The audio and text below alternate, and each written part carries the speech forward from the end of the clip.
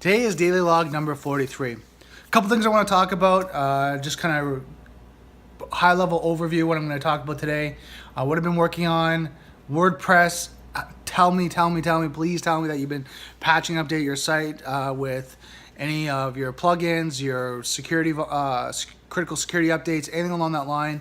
I'm sure you have, but again, any of your colleagues or people that you know, clients that you work with, make sure they're updating it. And just kind of then, just like I said, like a recap of what I'm doing, what I'm doing going forward. So let's first talk about WordPress, because I mean that's one of the important things right now in my mind and what's been going through. So many people that I've been coming across don't have a patching or security update strategy that's consistent and ongoing, and really in the time frame that they needs to be. Like, I've heard people that patch their sites every month, 2 months, 3 months. With all the security vulnerabilities that are coming out, the critical security updates from your WordPress site to whatever site that you might have, also on top of that, the plugins and add-ons and things that you have that are developed by outside coders and developers, that they're securing their code. If you're not updating that when a critical security update comes up, you're leaving an open door. And I'm saying this is because you and I both know, we've heard our friends, our colleagues, our business partner, our clients go, "Oh my God, my site's got hacked," and then they don't know what to do. Well, there's two sides to that. One, they might have been hacked right then at that moment and there's been compromise. Or they could have been hacked months ago, right, and just not known it, and the hacker or the bot, script kiddie, whatever that may be, might have left code in the back end that didn't create symptoms. And this is what a lot of the website owners think, is that when you're compromised, there's an immediate reaction, but sometimes there's not. Sometimes they leave code in the back end. A hacker, the compromise leaves a code in the back end that gives backdoor access, that the hacker or someone, the script kiddie, whatever that may be, can go in and get back access to the database, get access to your login information or user information. Maybe you have a membership site, whatever that may be. They can get in there and they can start just snooping around, and you might not know it because the code or the back door that they've compromised or they've left for themselves doesn't send off flags or red alerts unless you have some sort of security system in place. Now, that's only 80%. There's still 20% that they could still get back in there and make changes, right? And just surf around. So you have to have a patching policy, a security updating policy that now in this day and age is minimum once a week, if not sooner. You should have some sort of monitoring tool, all right, that's monitor your website for file changes, for logins, for unauthorized access, secures, like a lot of your files, encrypts them. You should have all this in place. If you don't, you need to start looking into it. I know the people that I've been talking to, clients and people that are website owners that might not be, website developers, they're just owners, they have websites. And when you talk to them, and you hear them say, "Oh, someone's managing my website. Oh, someone's looking after it." And then you ask them, "Well, what are they doing?" "Well, I don't know. They're just looking after it." Well, no, you need to know, because if they leave you open, if they're patching it every 2-3 months with the rest of their clients, and there's a security update, a critical security update that's been out for a week, 2 weeks, 30 days, 90 days, whatever that may be, that back door has been open. It's like leaving your back door open to your place. That's been open for however long that security vulnerability, that patch has been, security vulnerability is out in the public, and then that patch has been out. So if you don't patch it when that security update comes out, that leaves that back door open so anyone can walk right in that knows what they're doing. And maybe even not, they don't know, they just know the vulnerability. And it's just scary, because when someone gets compromised, a lot of the times it doesn't show symptoms. It doesn't show symptoms of, code's messed up, errors in your website, maybe a blog post is off, and it's this foreign code or whatever. Maybe there's pharmaceuticals all of a sudden on your website that, you're in a completely different business, all of a sudden you're seeing these pharmaceutical ads, whatever that may be. That's when you see the symptoms. But sometimes there's not. Like 80% of the time there's not symptoms. There's compromises where there's modifications in the code, like the CSS, the PHP, or maybe even the database, that you're just not aware of. And this is where it's really hard for me, is because when people are not proactive and you have to tell them, well, you've done the malware check, we've done the check with your database, we've done all the check. Now we have to go through every single line of code and see if there's some sort of entry that's not supposed to be there that we have to find that doesn't look right. And then people go, okay, well, how do you know? Well, we just have to go through each and every line. And sometimes there's like 10,000 plus lines of code, right? And they go, well, how much is that going to cost? And you're like, it's, $4,000, $5,000, $6,000, because it's time. It's time to go each and every level. And, the team that I work with, kind of go through their first scan of what they, what's common.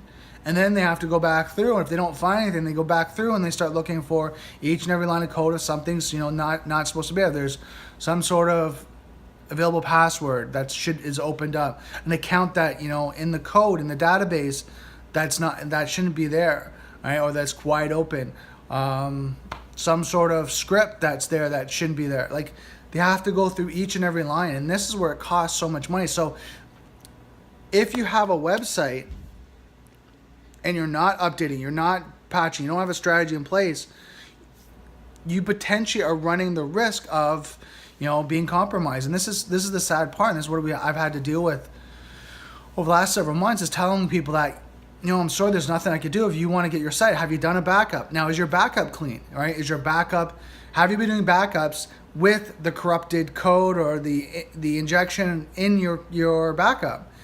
And then we try to maybe restore it, and also we find out that same error, that same code is in there. And now you're like, well, how far can we go back? Have they made any changes, in that last 5, 6, 7 backups? And then this is where it costs a lot of time, and this is where we have to do a lot of research. So if everything's done correctly, right, and you have your security policy in place, you're updating and patching your sites properly, at least weekly, and then from there, you're backing things up and you're keeping your site clean, then you can maintain a very clean site. Now, don't get me wrong. Software is hackable, being connected is vulnerable. It doesn't mean that you're 100% secure.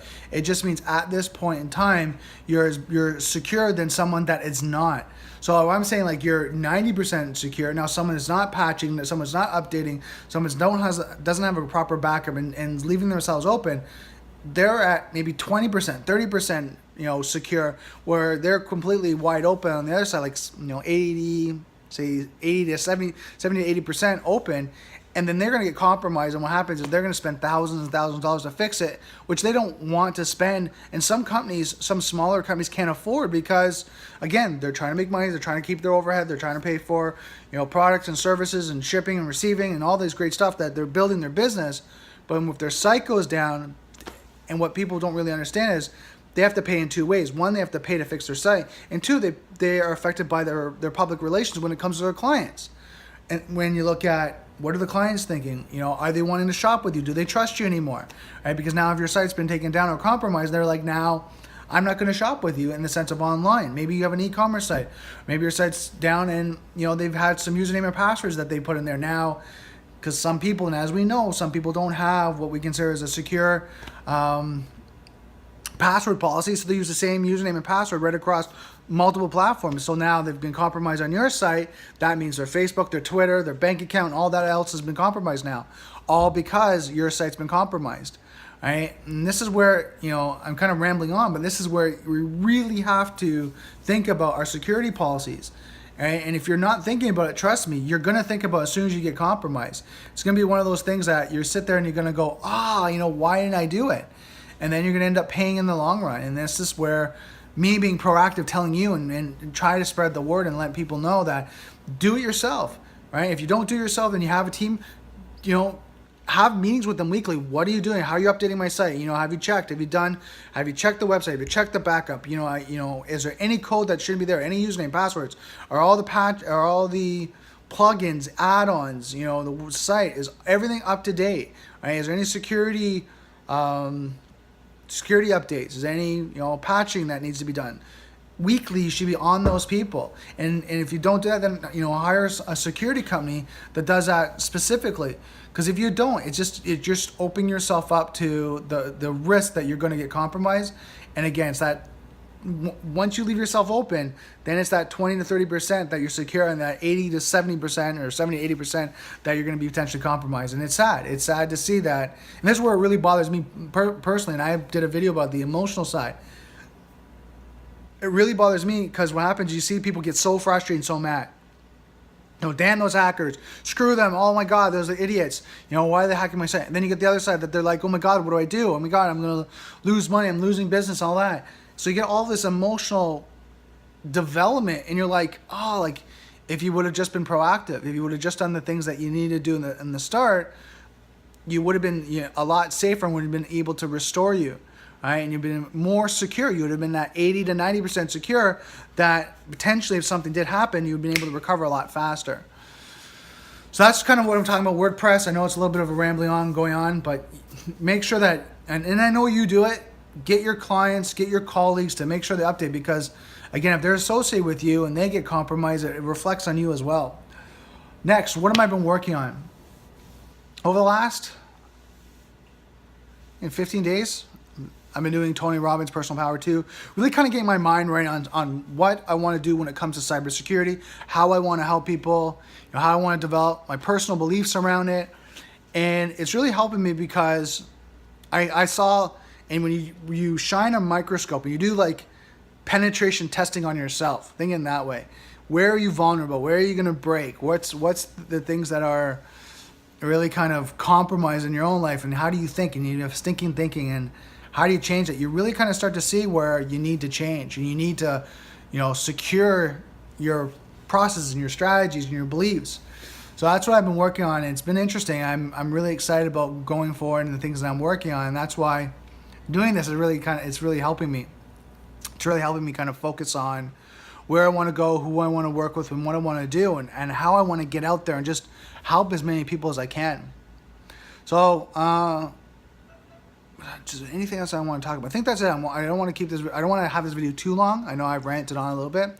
So let me know if there's anything I could do to help you, any questions that you may have. I mean, I'm a student of cybersecurity, so if I don't know, I'll find out the answer for you.